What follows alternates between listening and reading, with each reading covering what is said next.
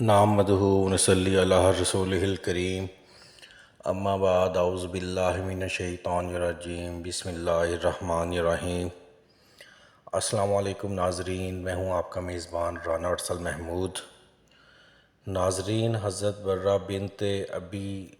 رضی اللہ عنہ فرماتی ہیں کہ جب اللہ تعالیٰ نے اپنے محبوب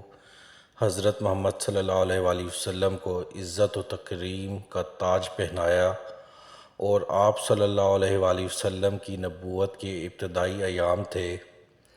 تو آپ صلی اللہ علیہ وآلہ وسلم جب قضائے حاجت کے لیے بہت دور تشریف لے جاتے کہ جہاں کسی انسان کی نظر نہ پڑتی ہو، آپ صلی اللہ علیہ وسلم کسی بھی درخت یا پتھر کے قریب سے گزرتے